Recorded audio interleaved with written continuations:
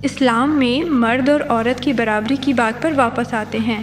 ہمیں قرآن میں بتایا گیا ہے کہ مرد اور عورت اللہ کی نظر میں برابر ہیں، اور یہ بھی ہے کہ عورتوں کے حقوق کو نبی اکرم صلی اللہ علیہ وسلم کی احادیث سے بھی تقویت ملتی ہے، جہاں ماں کو عزت کے معاملے میں باپ سے کہیں زیادہ اہمیت دی گئی ہے۔ لیکن پھر عقیقہ کی رسومات میں آپ سے صرف ذبح کرنے کا مطالبہ کیا جاتا ہے، بیٹے کے لیے 1 بکری اور بیٹے کے لیے 2۔ کچھ لوگ یہ اشارہ دیتے ہیں کہ بیٹا زیادہ اہم ہے۔ بہن نے یہ سوال کیا ہے کہ عقیقہ کے موقع پر بیٹے کے لیے 2 بکریاں اور بیٹی کے لیے 1 بکری کیوں ذبح کی جاتی ہے؟ بہن، کئی صحیح حدیث میں آیا ہے کہ آپ اپنے بیٹے کے لیے بھی صرف 1 بکری ذبح کر سکتے ہیں۔ یہ لازمی نہیں ہے، یہ صحیح حدیث ہے۔ بیٹی کے لیے 1 بکری اور بیٹے کے لیے 2 بکریاں۔ آپ بیٹے کے لیے بھی صرف 1 بکری ذبح کر سکتے ہیں۔ ایسا نہیں ہے کہ بیٹے کے لیے لازمی طور پر 2 بکریاں ذبح کی جائیں۔ لیکن جو وجہ میرے ذہن میں آتی ہے وہ یہ ہے کہ اسلام میں مرد گھر کا کفیل ہے، اسلام میں مرد ہی روزی کمانے والا ہے۔ شادی سے پہلے عورت کی ذمہ داری باپ یا بھائی پر ہے، اور شادی کے بعد شوہر اور بیٹے پر، اس کی رہائش، خوراک، لباس اور تمام مالی معاملات کا خیال رکھنا۔ تو یہاں الحمدللہ وہ مالی ذمہ داریوں سے آزاد ہے، وہ حد سے زیادہ محفوظ ہے الحمدللہ۔ تو لیکن فطری طور پہ میری منطق کے مطابق میں یہ نہیں کہہ رہا کہ یہی وجہ ہے، اللہ ہی بہتر جانتا ہے اصل وجہ کیا ہے۔ بیٹے کے لیے 2 بکریاں، لیکن صرف یہی معاملہ نہیں ہے۔ شاید اس لیے کہ وہ مالی طور پر زیادہ مضبوط ہے، اس لیے بیٹے کی وجہ سے انسان کو زیادہ خرچ کرنا پڑتا ہے۔ یہ بھی وجوہات میں سے ایک ہو سکتی ہے، اللہ بہتر جانتا ہے۔ لیکن بیٹے کے لیے 2 بکریاں لازمی طور پر ذبح کرنا صحیح حدیث میں نہیں ہے۔ صحیح حدیث میں آپ کو اختیار دیا گیا ہے، یا 1 یا 2، اور عورت کے لیے 1، اس میں کوئی مسئلہ نہیں۔ اگر آپ چاہیں، اگر آپ زیادہ ذبح کرنا چاہتے ہیں، اللہ سبحانہ و تعالیٰ اور ہمارے پیارے نبی صلی اللہ علیہ وسلم نے آپ کو اختیار دیا ہے۔ بسم اللہ الرحمن الرحیم، والصلاة والسلام علی رسول اللہ۔ شکریہ ہمارے موجودہ مقرر کا، جنہوں نے ہمیں یہ نہایت مخلصانہ اور تعلیمی لیکچر دیا۔ میرا سوال یہ ہے کہ دراصل سوال کا پہلا حصہ بہن نے پہلے ہی پوچھ لیا ہے، اور آپ نے اس کا جواب دے دیا ہے، یعنی مسلمانوں کا کردار۔ جہاں تک اس موضوع کا تعلق ہے کہ مغربی لوگ اسلام کی طرف کیسے لوٹ رہے ہیں، جب آپ ان وجوہات کے اصول بیان کر رہے تھے کہ وہ اسلام کی طرف کیوں لوٹ رہے ہیں، تو میں انتظار کر رہا تھا کہ آپ یہ بھی ذکر کریں کہ کچھ مسلمان بھی اس عمل میں کردار ادا کر رہے ہیں، لیکن میں نے انتظار کیا، سب بے سود۔ اسی لیے میں یہاں آیا ہوں کہ آپ سے مسلمانوں کے کردار کے بارے میں پوچھوں، ہم واقعی کیا کر رہے ہیں تاکہ وہ لوگ دوبارہ اسلام قبول کریں، اسلام کی طرف۔ تو آپ نے سوال کا جواب شاید دے دیا ہے، اور شاید آپ اس پر مزید روشنی ڈالیں گے۔ اب سوال کا دوسرا حصہ یہ ہے کہ مغرب کو بطور مجموعی لیا جائے۔ کبھی کبھی میرے لیے یہ بہت مشکل ہو جاتا ہے، اتنا مشکل کہ وہاں کچھ لوگ ایسے ہیں جو صحیفوں پر یقین نہیں رکھتے، ان کے پاس نہ صحیفے ہیں نہ مخطوطات وغیرہ۔ تو میرے لیے ایسے لوگوں سے معاملہ کرنا، انہیں قائل کرنا اور انہیں اسلام کی طرف واپس لانا بہت مشکل ہو جاتا ہے۔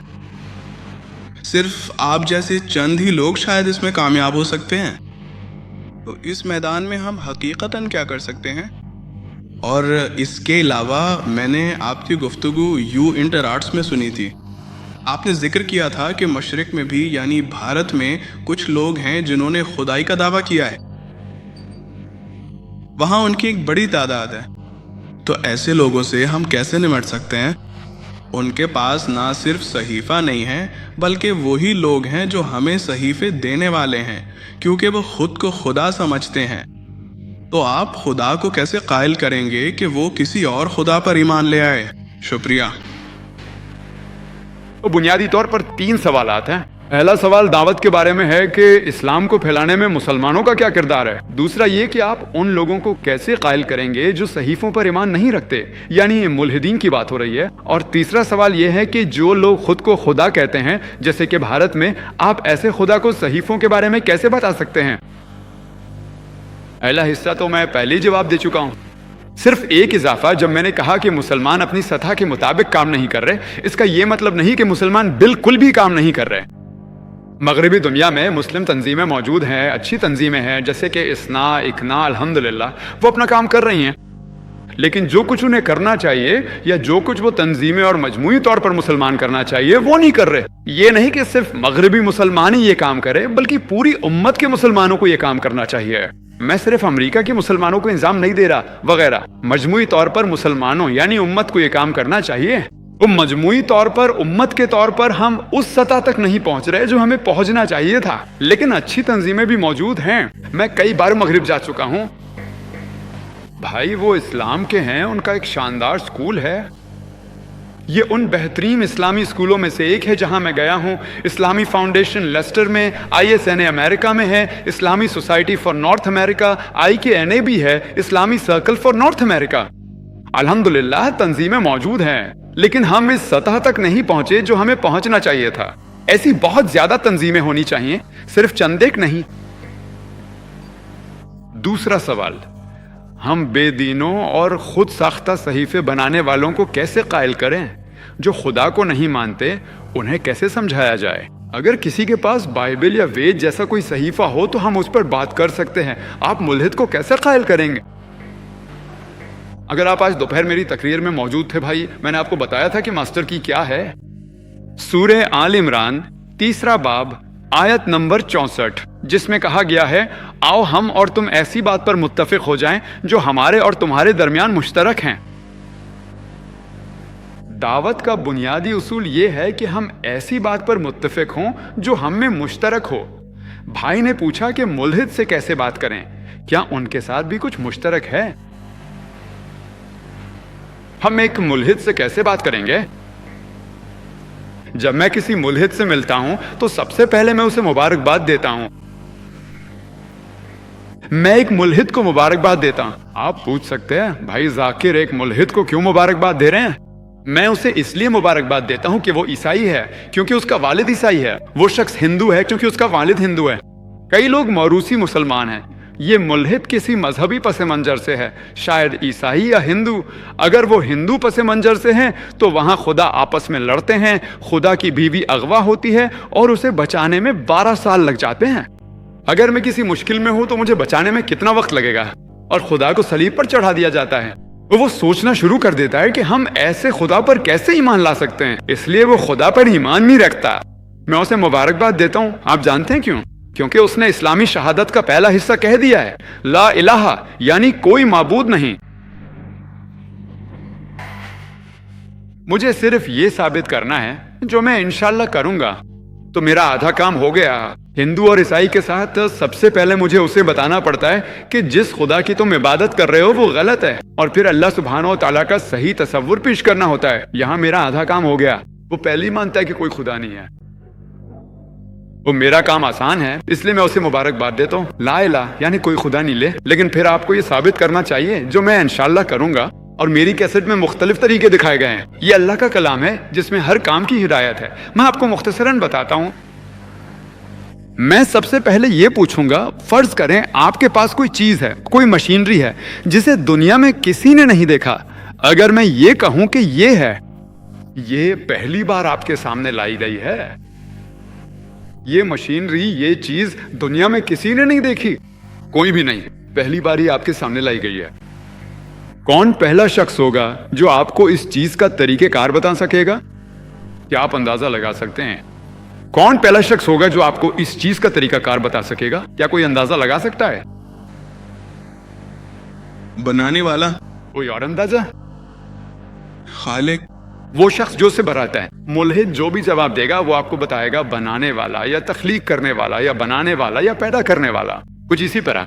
اسے اپنے ذہن میں رکھیے، پہلا شخص جو آپ کو کسی چیز کا میکانزم بتائے گا جسے دنیا میں کسی نے نہیں دیکھا، وہ خالق یا بنانے والا یا بنانے والا ہے۔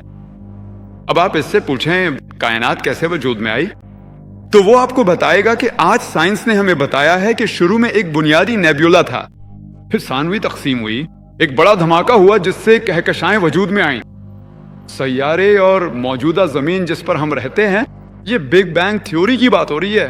اسی طرح کائنات وجود میں ہے۔ تو آپ اسے بتائیں کہ یہ تو پہلے ہی قرآن میں ذکر ہے۔ 1400 سال پہلے سورہ الانبیاء سورہ نمبر 21 آیت نمبر 30 میں ذکر ہے، اولم یر الذین کفروا، کیا کافر نہیں دیکھتے کہ آسمان اور زمین آپس میں جڑے ہوئے تھے، پھر ہم نے انہیں جدا کر دیا؟ یہ بگ بینگ تھیوری جس کے بارے میں ہم بات کر رہے ہیں، جو سائنس نے کل ہی دریافت کی، اس کا ذکر کون کر سکتا تھا؟ کل کا مطلب ہے 30 سال پیچھے، 100 سال پیچھے۔ قرآن نے 14 سال پہلے کا ذکر کیا ہے، اس کا ذکر کون کر سکتا تھا؟ تو وہ تمہیں بتائے گا۔ آپ جانتے ہیں شاید یہ ایک فلوک ہے، اس سے بحث نہ کرو۔ اگلا حصہ، آپ اس سے پوچھیں کہ کائنات کی تخلیق سے پہلے آسمانی مادے کی ابتدائی حالت کیا تھی، وہ آپ کو بتائے گا کہ یہ گیس ہے۔ تم اسے یہ کتاب بتاؤ، قرآن سورہ فصیلہ باب 41 آیت نمبر 11 میں کہتا ہے کہ وہ دخان تھا، تو اس سے پوچھے کیا یہ درست ہے؟ وہ بتائے گا کہ سائنسی طور پر دھواں گیس سے بہتر لفظ ہے۔ آپ اس سے پوچھیں زمین کی شکل کیا ہے، وہ آپ کو بتائے گا کہ یہ گول ہے۔ تو آپ اس سے پوچھیں آپ نے یہ کب دریافت کیا؟ اگر آپ سائنس کو اچھی طرح جانتے ہیں تو وہ آپ کو بتائے گا کہ 1570 میں سر فرانسس ڈریک وہ پہلے شخص تھے جنہوں نے زمین کے گرد سفر کیا۔ کیا آپ اسے یہ بتاتے ہیں؟ قرآن سورہ النازعات باب 79 آیت نمبر 30 میں کہتا ہے، اور اس کے بعد ہم نے زمین کو انڈے کی شکل جیسا بنایا، یعنی شتر مرغ کے انڈے کی طرح، جو گیند کی طرح گول نہیں ہوتا۔ اسے بتائیں قرآن کہتا ہے زمین گول نہیں بلکہ اوپر سے چپٹی اور درمیان سے ابری ہوئی ہے۔ وہ کہتا ہے ہاں یہ زیادہ درست ہے، یہ جیوسفیریکل ہے۔ آپ کہہ رہے ہیں کہ یہ گول ہے۔ قرآن نے 1400 سال پہلے کہا تھا کہ یہ جیوسفیریکل ہے۔ یہ کس نے بیان کیا ہوگا؟ آپ کے نبی جنہوں نے قرآن لکھا، وہ ایک ذہین انسان ہے۔ اب آپ کچھ کہہ سکتے ہیں، بحث میں کریں۔ چاند کی روشنی اپنی روشنی ہے یہ منعکس شدہ روشنی؟ وہ آپ کو بتائے گا منعکس شدہ۔ قرآن سورہ فرقان سورہ 25 آیت 61 میں کہتا ہے، مجھے اسکول میں پڑھایا گیا تھا کہ سورج ساکن ہے، یہ اپنے محور کے گرد نہیں گھومتا۔ قرآن سورہ انبیاء سورہ 21 آیت 33 میں کہتا ہے، والذی خلق اللیل والنہار، یعنی یہ اللہ ہی ہے جس نے رات اور دن کو پیدا کیا، اور شمس اور چاند کو، کل فی فلک یسبحون، ہر ایک اپنے مدار میں تیر رہا ہے اپنی حرکت کے ساتھ۔ قرآن کہتا ہے کہ سورج گردش اور گھومتا ہے۔ اسکول میں میں نے یہ نہیں سیکھا تھا، مجھے بتایا گیا تھا کہ یہ اپنے محور کے گرد نہیں گھومتا، یہ ساکن ہے۔ وہ آپ کو بتائے گا نہیں، سائنس کی تازہ ترین دریافتیں ہمیں بتاتی ہیں کہ سورج بھی گھومتا ہے اور اسے ایک چکر مکمل کرنے میں تقریباً 25 دن لگتے ہیں۔ قرآن میں یہ کس نے ذکر کیا ہوا ہے؟ اس سے پوچھو وہ رک جائے۔ اسی طرح قرآن حیاتیات کے بارے میں بھی بات کرتا ہے، ہر جاندار چیز پانی سے بنی ہے۔ یہ کس کی تحریر ہے؟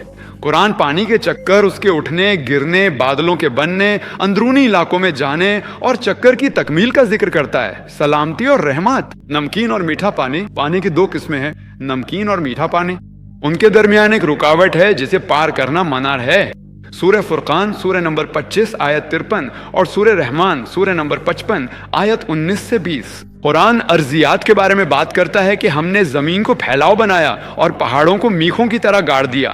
سورہ نبا سورہ نمبر 78 آیت 6 اور 7۔ یہ کس نے بیان کیا ہوا؟ پوچھتے ہو اور صرف ایک ہی جواب مل سکتا ہے،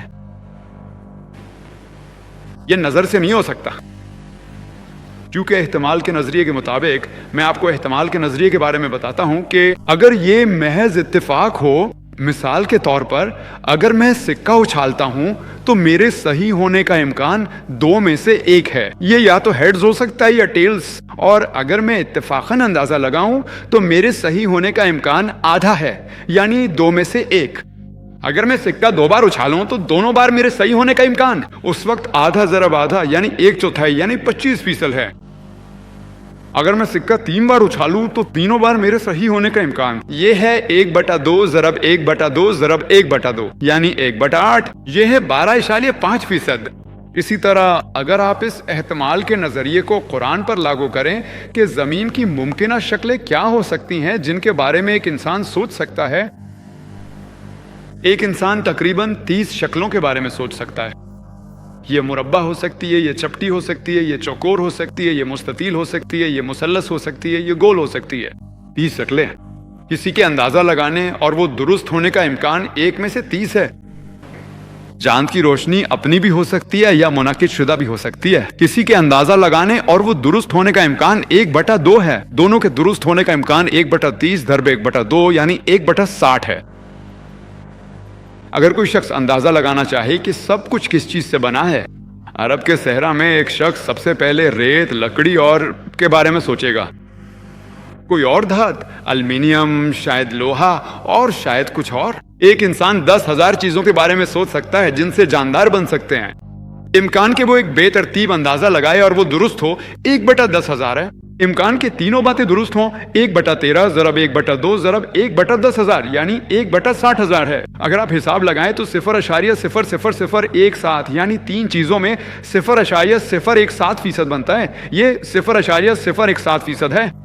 اگر آپ سب کو جمع کریں، قرآن سائنس کے بارے میں 1000 آیات بیان کرتا ہے، اور ریاضی ہمیں بتاتی ہے کہ اگر 0 اور اس کے بعد 50 صفر ہوں تو وہ 0 کے برابر ہے۔ تو امکان کہ یہ ایک بے ترتیب اندازہ ہو 0 ہے۔ یہ کس نے لکھا ہو سکتا ہے؟ وہ آپ کو بتائے گا، خالق، بنانے والا، پیدا کرنے والا۔ اسی خالق کو ہم اللہ کہتے ہیں، جیسا کہ میں نے ابھی بتایا۔ مختصر یہ کہ مزید تفصیل کے لیے میری ویڈیو کیسٹس دیکھیں۔ کیا قرآن اللہ کا کلام ہے؟ مختلف طریقے، مختلف تکنیکیں ہیں یہ ثابت کرنے کے لیے کہ یہ اللہ سبحانہ و تعالیٰ کا کلام ہے۔ پوسٹ کا تیسرا سوال یہ ہے کہ آپ خدا کو کیسے ثابت کر سکتے ہیں کہ جو صحیفے ہیں وہ غلط ہیں وغیرہ۔ اپنی گفتگو میں نے آپ کو دینیات کے لیے لٹمس ٹیسٹ دیا۔ سورہ اخلاص باب نمبر 112 آیت 1 تا 4۔ تو تم اسے بتاؤ کہ اگر تم خدا ہو تو کیا تم امتحان میں کامیاب ہو جاتے ہو؟ فرض کریں کہ کوئی کہے کہ یہ سونے کا زیور ہے، میں اسے آپ کو بیچنا چاہتا ہوں 24 کیرٹ 16۔ آپ کیا کریں گے؟ کیا آپ اسے خریدیں گے؟ کیا آپ اسے خریدیں گے؟ آپ کہیں گے پہلے میں چیک کروں گا کہ یہ سچ ہے یا نہیں۔ آپ اسے ٹچ سٹون سے چیک کریں گے۔ آپ کسی جوہری کے پاس جائیں گے اور کہیں گے کہ ایک آدمی ہے جو مجھے یہ زیور بیچنا چاہتا ہے اور وہ بتا رہا کہ یہ 24 کیرٹ سونا ہے۔ آپ جوہری کے پاس جائیں گے، وہ آپ کا زیور لے کر اسے ٹچ سٹون پر رگڑے گا اور اس کا رنگ ملائے گا۔ اگر وہ 24 قرات سے مل جائے تو وہ کہے گا 24 قرات ہے۔ اگر وہ 22 قرات سے مل جائے تو وہ کہے گا 22 قرات ہے۔ اگر 18 قرات ہو تو وہ آپ کو بتا دے گا کہ یہ 18 قرات ہے۔ یہ ہو سکتا ہے کہ یہ بالکل سونا نہ ہو، کیونکہ ہر چمکنے والی چیز سونا نہیں ہوتی۔ تو جو راجنیش کی مثال میں نے دی، راجنیش کو ہی استعمال کریں۔ مثال کے طور پہ راجنیش وہ خدائے برتر ہے، اسے سورہ اخلاص کے معیار پر پرکھیں۔ آئیے پرکھتے ہیں۔ کہہ دو کہ وہ اللہ ایک ہے اور اکیلا ہے۔ کیا راجنیش ایک اور اکیلا ہے؟ کیا کوئی بھی جو خدا ہونے کا دعویٰ کرے، چاہے وہ عیسیٰ ہوں، چاہے رام ہوں، لکشمن ہوں، جسے بھی آپ آزمائیں، عام طور پر حکمت سے کام لیں، اصل خدا کو موضوع نہ بنائیں، ورنہ وہ برا مانیں گے۔ جیسا کہ سورہ انعام کی آیت 108 میں ہے، غیر اللہ کو برا نہ کہو تاکہ وہ نادانی میں اللہ کی شان میں گستاخی نہ کریں۔ تو جو لوگ یہ کہتے ہیں کہ وہ خدا ہیں، آپ انہیں سورہ اخلاص کے معیار پر پرکھیں اور ثابت کر سکتے ہیں کہ وہ خدا نہیں ہیں۔ تو اگر وہ خدا نہیں ہے تو پھر اس صحیفے کے درست ہونے کا سوال ہی پیدا نہیں ہوتا۔ السلام علیکم ورحمۃ اللہ وبرکاتہ۔ جی خوش آمدید دوستو، امید کرتا ہوں ویڈیو آپ نے پوری دیکھی ہوگی اور آپ کو پسند بھی آئی ہوگی۔ انسان سے پہلے اس زمین پر جنات آباد تھے۔ جنات کا کام اس زمین پر یہ ہوتا تھا کہ وہ ایک دوسرے کے خلاف خون بہاتے، لڑائی جھگڑے، فساد کرنا، زمین میں ہر جگہ شر پھیلانا ان کا یہی کام تھا۔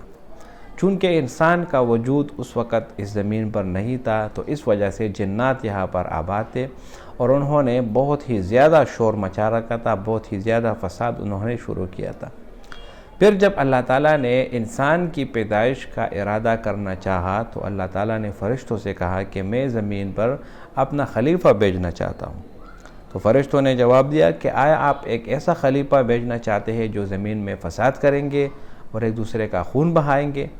اس کا پورا واقعہ قرآن میں موجود ہے۔ اللہ تعالیٰ فرماتے ہیں وَإِذْ قَالَ رَبُّكَ لِلْمَلَائِكَةِ، اور یاد کرو جب کہا آپ کے رب نے فرشتوں سے انی جاعل فی الارض خلیفہ، میں زمین میں اپنا خلیفہ بنانا چاہتا ہوں۔ قالوا اتجعل فیہا من یفسد فیہا ویسفک الدماء، فرشتوں نے جواب دیا کہ آیا آپ ایسے مخلوق کو پیدا کرنا چاہتے ہیں جو کہ زمین میں فساد کریں گے، ایک دوسرے کا خون بہائیں گے؟ تو فرشتوں نے اسی وجہ سے کہا کیونکہ وہ جنات کے حالات دیکھ چکے تھے، ان کو پتہ تھا کہ جنات نے زمین میں کیا کچھ نہیں کیا، تو کیا آپ اسی طرح ایک مخلوق بنانا چاہتے؟ لیکن اللہ تعالیٰ نے جواب دیا قال انی اعلم ما لا تعلمون، میں وہ چیزیں جانتا ہوں جو تم لوگ نہیں جانتے۔ تو بھائیو دوستو، اللہ تعالیٰ نے جب انسان کو پیدا کیا، آدم علیہ السلام کو، اور پھر اس کو زمین پر اتارا، تو انسان کے آنے سے جو جنات وغیرہ زمین پر آباد تھے ان کو پہاڑوں کی طرف دھکیل دیا گیا. پہاڑوں میں جتنے بھی شیاطین ہیں یا جتنے بھی جنات ہیں ان سب کو پہاڑوں کی طرف منتقل کر دیا گیا. تو بھائیو دوستو، انسان جب اس دنیا میں آتا ہے، اللہ تعالیٰ نے جب آدم علیہ السلام کو پیدا کیا اور اسی طرح آدم علیہ السلام کے جو اولاد یہاں پر اس دنیا میں آئی، یہ ایک امتحان ہے. یہ آپ کے لیے ایک امتحان ہے اور اللہ تعالیٰ خود دیکھتے ہیں کہ ان میں کون کامیاب ہوتا ہے اور کون ناکام ہوتا ہے. اس کا ذکر اللہ تعالیٰ سورہ ملک میں بھی کرتے ہیں، الذی خلق الموت والحیات لیبلوکم ایکم احسن عملا. اللہ تعالیٰ نے زندگی اور موت دونوں پیدا کی تاکہ آپ کو جانچا جا سکے کہ تم میں سے کون بہترین عمل کرنے والا ہے. تو اللہ تعالیٰ نے جب انسان کو پیدا کیا، انسان کے پیدا کرنے کا مقصد اس انسان کو پرکھنا ہے. نیکی اور برائی دونوں اللہ تعالیٰ نے پیدا کی، لیکن انسان کو اس کا مکمل اختیار دیا گیا، فری ہینڈ اس کو دیا گیا. یہ انسان اگر چاہے تو اپنے خواہشات کی تابعداری بھی کر سکتا ہے، اور اگر یہ انسان چاہے تو اللہ تعالیٰ کے بتائے ہوئے راستے، قرآن کے بتائے ہوئے راستے، احادیث کی بتائے ہوئے راستے، اس کی دونوں کی طرف چل سکتا ہے. اگر اس نے اپنے نفس کی خواہشات اس کی تابعداری کی اور اپنے من چاہا زندگی گزارنا چاہیے تو یقیناً یہ اس کے لیے ناکامی کا سبب بنے گا. لیکن اگر اس نے اپنے نفس کو کنٹرول کیا اور احادیث اور قرآن کی طرف گیا اور اس کو فالو کیا، یقیناً یہ اس کے لیے بہت بڑی کامیابی ہے. اللہ تعالیٰ قرآن میں فرماتے ہیں فقد فاز فوزا عظیما، تحقیق کے ساتھ وہ ایک بہت بڑی کامیابی کی طرف چلا گیا. اور بہت بڑی کامیابی یہ ہے کہ آپ کی جو ہمیشہ والی زندگی ہے، جو موت کے بعد آنے والی جو زندگی ہے، وہ تا قیامت نہیں بلکہ ہمیشہ ہمیشہ کے لیے رہے گی، اور اس میں پھر موت بھی نہیں. تو حقیقی کامیابی اس کو بولتے ہیں کہ آپ ہمیشہ کے لیے ایک خوشحال زندگی گزاریں. تو ڈاکٹر ذاکر نائک نے بہت بہترین جواب دیا. امید کرتا ہوں ویڈیو آپ کو پسند آئی ہوگی. اگر ویڈیو آپ کو پسند آئے اس چینل کو سبسکرائب کریں. بہت شکریہ.